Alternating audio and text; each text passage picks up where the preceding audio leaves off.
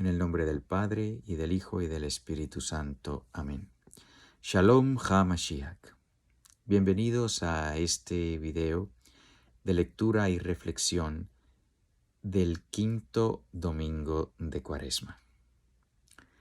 La primera lectura está tomada del profeta Jeremías, capítulo 31, versículos del 31 al 34. Mirad que vienen días, oráculo del Señor, en que pactaré una nueva alianza con la casa de Israel y la casa de Judá. No será como la alianza que pacté con sus padres el día en que los tomé de la mano para sacarlos de la tierra de Egipto, porque ellos rompieron mi alianza, aunque yo fuera su Señor, oráculo del Señor.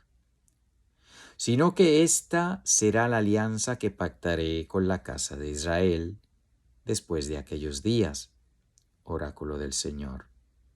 Pondré mi ley en su pecho y la escribiré en su corazón.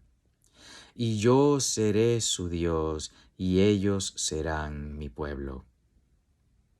Ya no tendrán que enseñar el uno a su prójimo y el otro a su hermano, diciendo, conoced al Señor, pues todos ellos me conocerán, desde el menor al mayor, oráculo del Señor.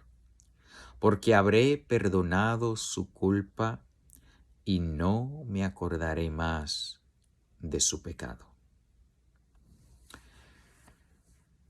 Pues en esta profecía del profeta Jeremías, ocurre aquí como ocurre en otras tantas profecías del Antiguo Testamento,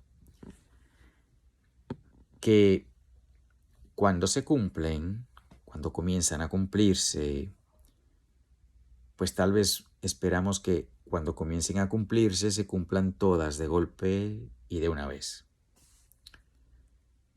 Mas no es así.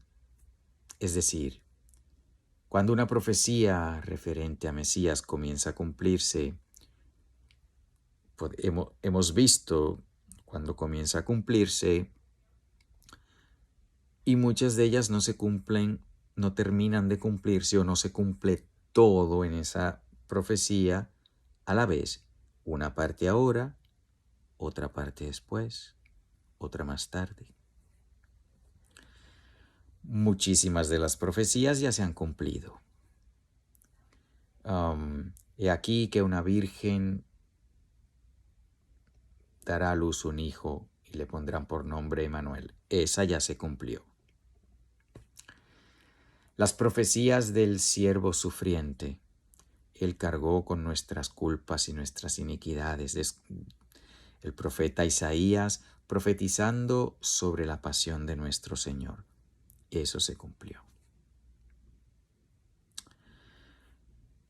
Cuando venga Mesías, ya el lobo pasará con el cordero y habrá paz universal. Esa parte todavía no se ha cumplido. Basta con ver lo que está pasando en el mundo para darnos cuenta que la paz mesiánica, prometida y por lo tanto garantizada, pues ha sido Dios el que lo ha prometido, pues esa todavía no ha llegado. Sí que ha llegado de una manera condicionada en los lugares y en los tiempos donde la mayoría de las personas, la mayoría de las personas del pueblo han sido fieles a la gracia de Dios, han sido fieles a la enseñanza de la Iglesia, viven individualmente y como pueblo las leyes de Dios, pues se ha gozado de una paz fuera de este mundo.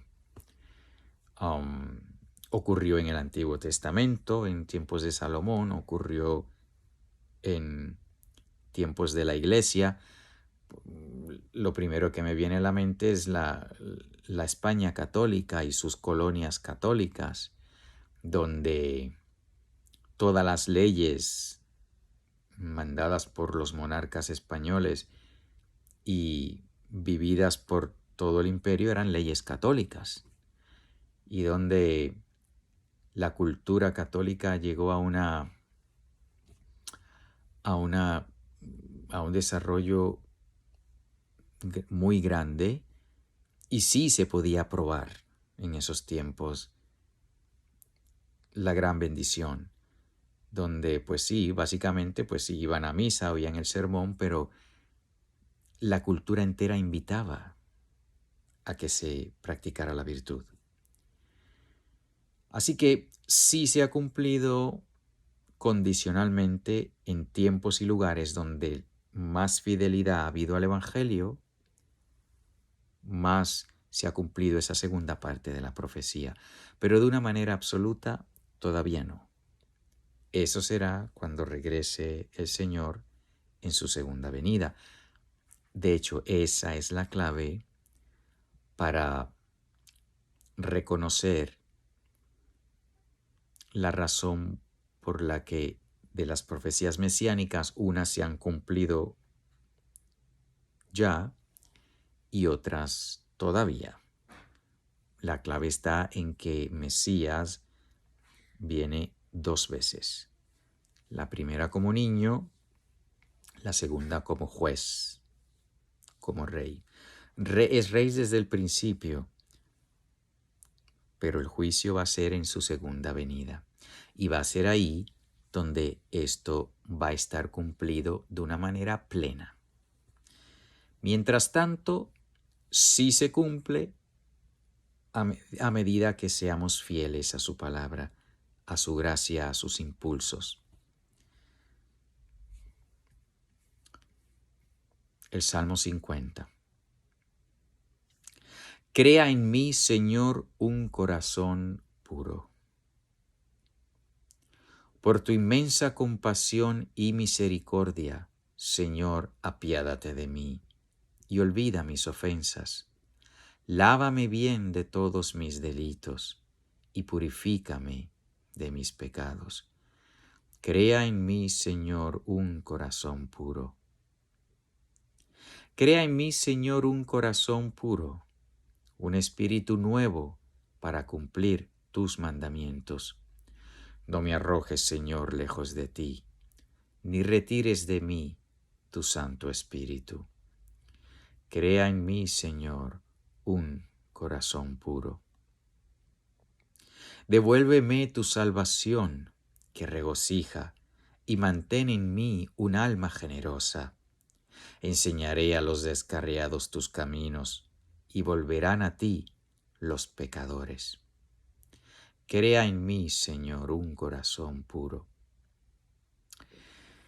Pues aquí el Salmo 50, puesto que esa promesa dada en la primera lectura por el profeta Jeremías, hasta que llegue el Señor en su segunda venida, esa profecía se cumple condicionalmente, pues para que se cumpla más completamente, puesto que es condicional, esta oración del Salmo 50 debe ser mi oración, pidiéndole, rogándole al Señor que me dé un corazón puro. Un corazón puro de manera que pueda recibir el perdón de Cristo, de manera que no vuelva a ofenderle, de manera que el Rey sea el Rey de mi vida. Mientras más eso ocurra, más cerca estará de cumplirse esa profecía de la primera lectura, donde el Señor reinará. Y no habrá falta, como dice aquí, ya no tendrán que enseñar el uno a su prójimo y el otro a su hermano, pues todos me conocerán, porque habré perdonado su culpa y no me acordaré de su pecado. Hebreos, la segunda lectura. Lectura de la carta a los Hebreos, capítulo 5, del 7 al 9. Él, en los días de su vida en la tierra, ofreció con gran clamor y lágrimas oraciones y súplicas al que podía salvarle de la muerte, y fue escuchado por su piedad filial. Y aun siendo hijo, aprendió por los padecimientos la obediencia, y llegado a la perfección, se ha hecho causa de salvación eterna para todos los que le obedecen. Para todos los que le obedecen. Pues esta lectura es muy iluminadora, porque fíjense cómo va por un camino y luego como que nos tira una curva. Él, Jesucristo, en los días de su vida en la tierra, ofreció con gran clamor y lágrimas oraciones y súplicas al que podía salvarle de la muerte, y fue escuchado por su piedad filial. Primero nos dice, y ciertamente, que Jesucristo le pidió al Padre y fue escuchado. Y uno podría ser tentado a pensar, pero si fue escuchado, al que podría salvarlo lo escuchó, pues ¿por qué no lo salvó? Pues en primer lugar, recordemos que esta oración que pedía nuestro Señor, la tenemos grabada en los Evangelios en el episodio de la oración en el huerto, donde nuestro Señor sí le dice al Padre, Padre, si puedes o si quieres que este cáliz, que pase este cáliz. Estaba pidiendo que si ese cáliz podía pasar, es decir, sin que él lo bebiera, pues que así fuera, pero inmediatamente añade, más que se haga tu voluntad y no la mía. Sí él pidió, sí él fue escuchado, pero en su oración dejó claro que es la voluntad del Padre la que debe hacerse y no la nuestra. Y la voluntad de nuestro Señor Jesucristo siempre ha sido hacer la voluntad del Padre. Mas en su naturaleza humana, naturaleza como la nuestra, igual en todo excepto en el pecado, y por lo tanto no atada a las consecuencias del pecado en sí misma, pues el Señor escogió que sí sufriese las consecuencias del pecado, pasando por una muerte que Él no merecía, pasando por un sufrimiento que Él no merecía, y en su naturaleza humana, que no conoció el pecado, es parte de la naturaleza humana el querer vivir, porque así Dios nos creó para la vida eterna, nos creó para vivir para siempre, nos creó para disfrutar, para ser felices. Claro que por causa del pecado, pues tenemos que sufrir ahora. Y el sufrimiento de sufrir no se escapa a nadie. Claro, ese sufrimiento puede ser temporero o puede ser eterno. Si mi corazón no se arrepiente, si no pido perdón y si no recibo el perdón de Dios, pues el sufrimiento será eternamente en el infierno. Pero incluso aquellos que piden perdón, incluso aquellos que quieren acercarse al Señor y le quieren ser fieles, también tenemos que pasar por el sufrimiento. Pero es temporero. Jesucristo, nuestro Maestro, pasó por ese sufrimiento. En su naturaleza hubiese preferido, claro, no sufrir. Por eso en su oración al Padre, Padre, si puedes, que pase de mí este cáliz. Porque en su naturaleza No es natural querer el sufrimiento. Dios no hizo nuestra naturaleza para sufrir. Es en contra de nuestra naturaleza el sufrir. Sin embargo, el Señor voluntariamente aceptó el sufrimiento temporero para beneficio nuestro,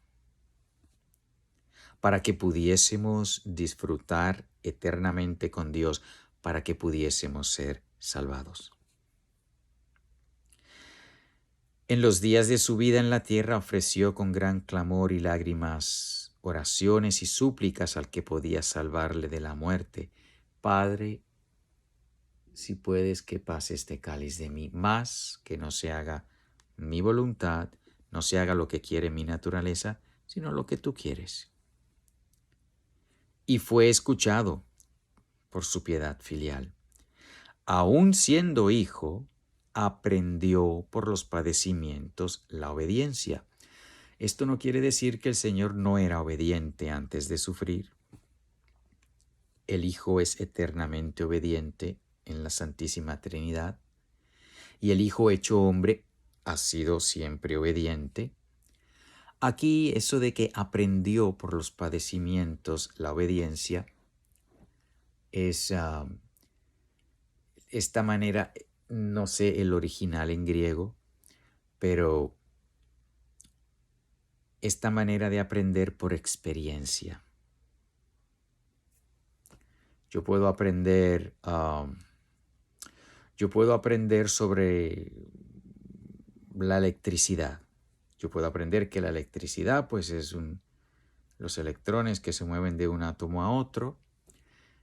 Puedo aprender que contacto con la electricidad puede hacerle daño a una persona. Y puedo aprenderlo pues por escuchar, por ver libros, por ver videos. También puedo aprender por meter el dedo en el tomacorriente. De ambas maneras aprendo, pero se aprende de una manera diferente.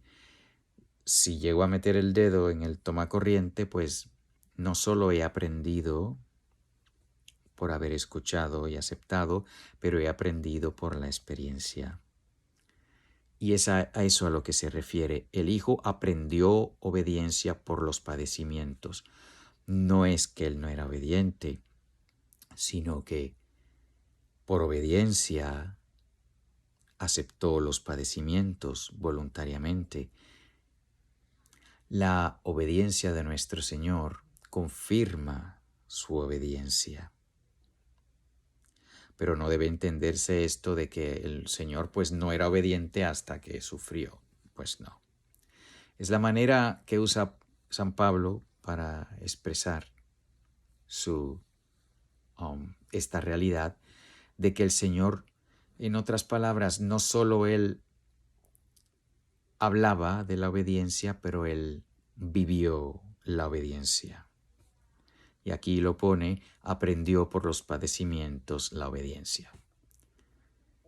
Hizo la obediencia parte de su vida, no solo teóricamente, pero en la realidad, hasta el punto de sufrir. Y llegado a la perfección, se ha hecho causa de salvación eterna para todos los que le obedecen. No quiere esto tampoco decir que el Señor no era perfecto antes de comenzar a obedecer, sino que Él obedeció perfectamente.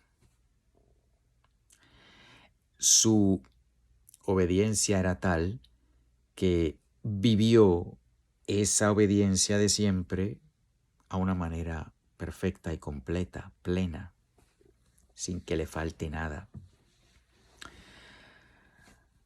El Señor es perfectamente obediente desde siempre, con su vida y su obediencia vivida, la confirmó, la llevó a su plena manifestación, la llevó a su perfecta manifestación. Pero no es que el Señor le faltara algo en su obediencia cuando comenzara a vivir. pero al hacerlo lo confirmó. Tal vez esto ayude un poco a entenderlo. Es como cuando el Señor le dice al paralítico, tus pecados te son perdonados. Nadie vio ninguna prueba de que sus pecados habían sido perdonados. Pero el Señor más adelante siguió, para que, como estaban todos murmurando, ¿quién es este que dice, que blasfema diciendo que puede perdonar pecados? Porque solamente Dios puede perdonar pecados. Y es cierto, Dios perdona los pecados como Él quiera. Hoy en día lo perdona a través de los sacerdotes. Pero en este pasaje del Evangelio que les estoy mencionando, después que nuestro Señor le dijo al paralítico, tus pecados te son perdonados, y nadie vio nada, después el Señor añade, para que veáis que el Hijo del Hombre tiene poder en la tierra para perdonar los pecados, le dijo al paralítico, toma tu camilla, levántate y anda. Y el paralítico tomó su camilla y se fue. Antes de eso, él le preguntó, ¿qué es más fácil decir, tus pecados te son perdonados, o decir, toma tu camilla y vete? Obviamente era más fácil decir, tus pecados te son perdonados, porque ahí no hay evidencia de que sí pasó o no. Pero cuando el Señor le dice, toma tu camilla y llévatela, pues ahí sí hay una prueba si las palabras del Señor son verdaderas o no. Y cuando el paralítico fue sanado, dando prueba de que las palabras de Cristo son verdaderas y poderosas, que hacen lo que dice, pues eso fue la prueba. Aplicado a esto que estamos viendo de la obediencia, pues el Señor había dicho, aprended de mí que soy manso y humilde de corazón. Y el Señor es humilde y es perfecto, pero no podía ser apreciado hasta qué grado el Señor es obediente, hasta que lo probó con su obediencia hasta la muerte, y una muerte de cruz. Es así como su obediencia llegó a la perfección. No que Él no era perfectamente obediente, sino que fue perfectamente manifestado para beneficio nuestro.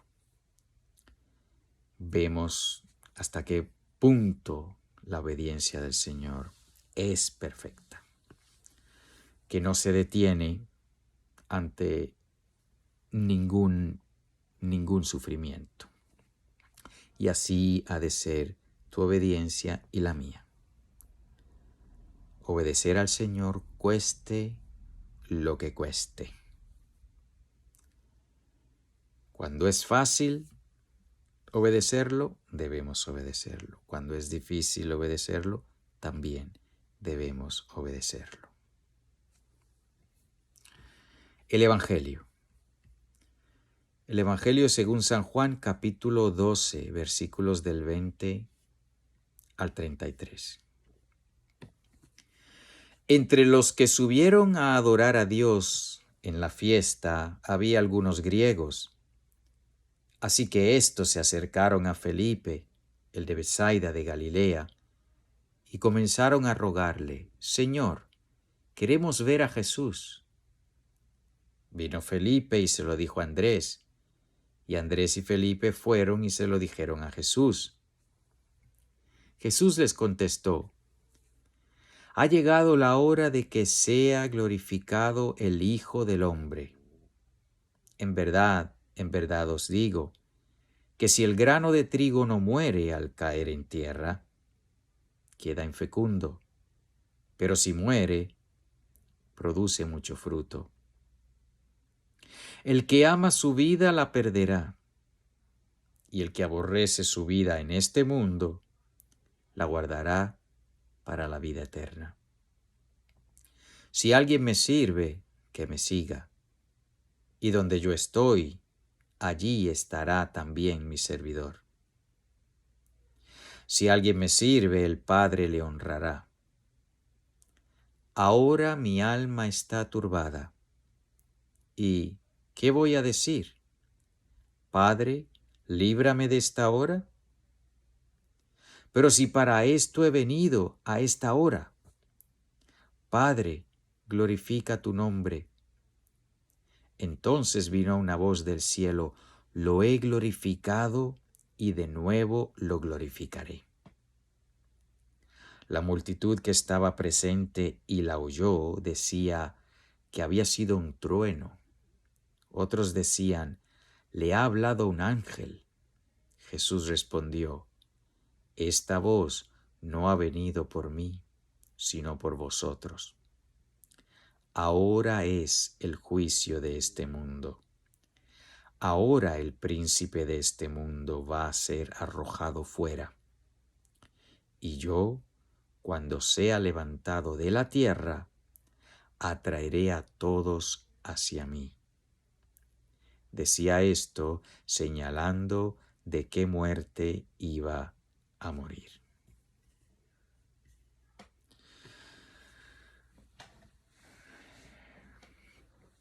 Maravilloso.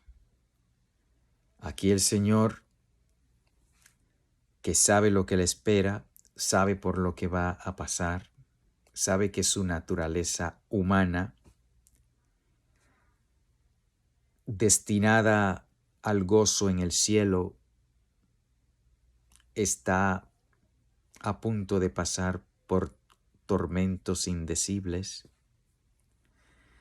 y sin culpa de él,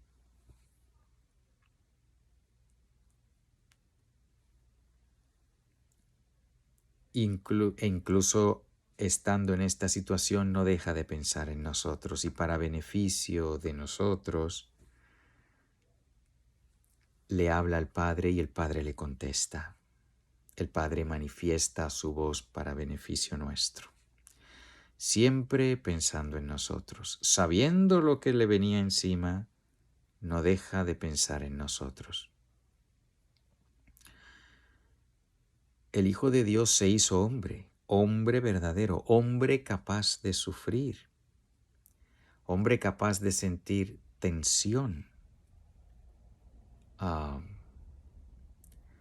La tensión que nosotros muchas veces sentimos cuando tenemos esa ansiedad de lo que va a venir, ya sea,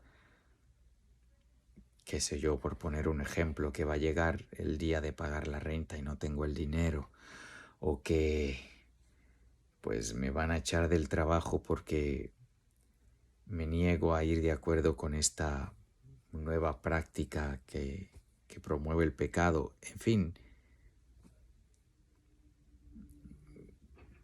cientos de situaciones capaces de producir tensión en nosotros. Pues el Señor no está ajeno a eso. El Señor pasó por la tensión, sabía lo que le venía encima. Y sabía. No, muchas veces nosotros tenemos miedo y sentimos tensión por cosas que nos imaginamos sin saber si van a ser ciertas o no. Pero el Señor sabía lo que le venía encima. No era fantasía, era realidad. Y Él aceptó eso. Y Él no se echó para atrás. Y Él, pudiendo haberle pedido al Padre que lo librara de eso, dijo, Él mismo aquí nos dice, ¿qué voy a decir? Padre, líbrame de esta hora. Pero si para eso he venido a esta hora, para eso Él vino al mundo, para obedecer al Padre, para beneficio tuyo y mío. Y qué ejemplo tan maravilloso.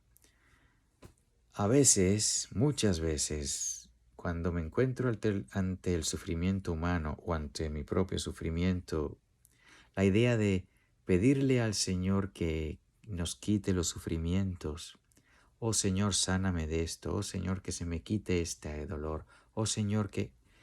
Pues yo no me atrevo ya a pedir esas cosas. Porque, en primer lugar, ¿por qué he de correr de la cruz? ¿Por qué debo querer escapar de la cruz si el Señor, que no merecía el sufrimiento, no escapó de la cruz?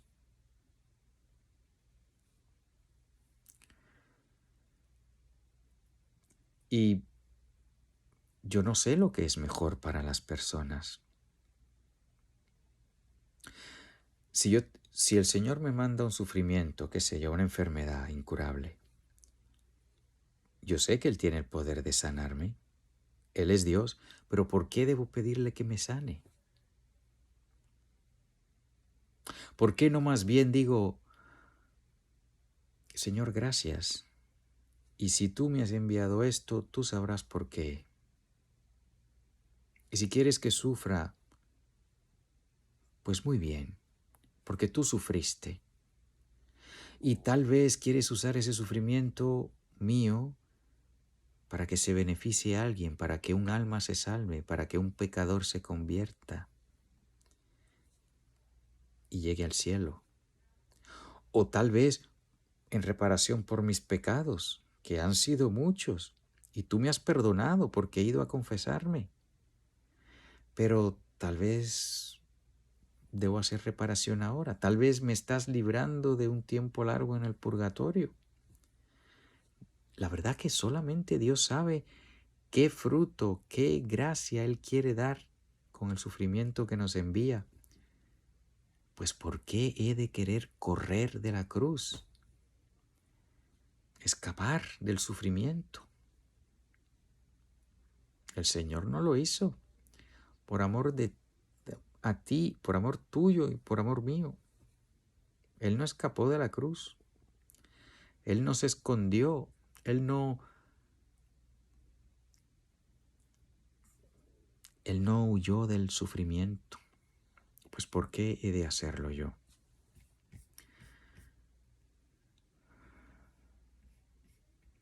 Desde la primera lectura hasta la última está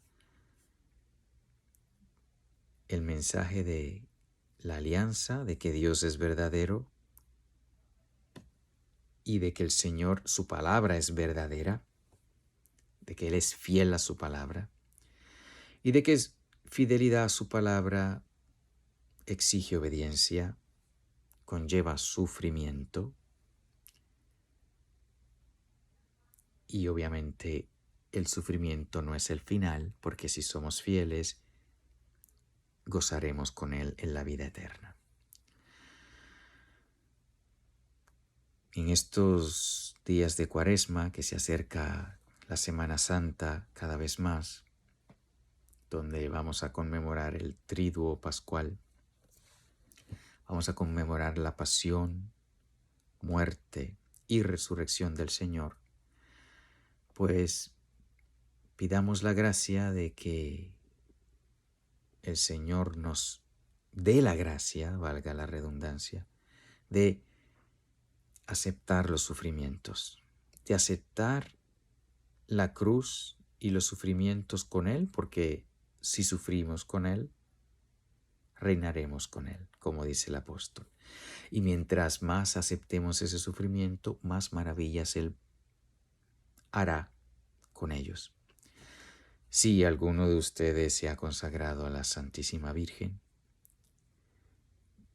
conocerá que aquel que se ha consagrado a la Santísima Virgen usando el método de San Luis María de Montfort, pues renuncia a ofrecer sufrimientos por causas específicas.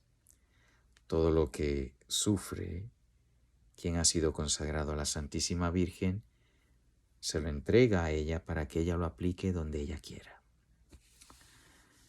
Pero claro, si me he consagrado a la Virgen y después voy a empezar a pedir que me libre de sufrimientos, pues ¿qué voy a ofrecer? Una cosa es que yo no tenga, que yo no pueda decidir a qué se apliquen mis sufrimientos, porque ya se lo he entregado a la Virgen donde ella quiera aplicarlos. Y otra cosa es que no le dé nada. Todo lo que yo le dé a la Virgen es nada. Pero si encima de que todo lo que le dé es nada, si encima a esa nada la hago menos que nada, porque no quiero los sufrimientos, pues ¿en qué estoy? ¿Qué clase de hijo soy? No hay nada que yo pueda ofrecer que tenga valor. Pero por eso nos consagramos a la Virgen, porque ella toma nuestra nadeza, nuestra pequeñez, nuestro garabato, y lo arregla de tal manera que lo presenta al Señor. Todas estas cosas que estoy diciendo, si han hecho la consagración a la Virgen, sabrán muy claramente de qué estoy hablando. Si han leído el libro de la verdadera devoción a la Santísima Virgen por San Luis María de Montfort. Si no lo han hecho, se los recomiendo. Pero en definitiva, pidamos al Señor que nos ayude a abrazar la cruz, a aceptar los sufrimientos y a no perder el norte, a saber que esos sufrimientos son temporeros y que son el camino al cielo, a la salvación, al gozo eterno con Dios. Marránata, Marránata, Marránata, en el nombre del Padre y del Hijo y del Espíritu Santo. Amén.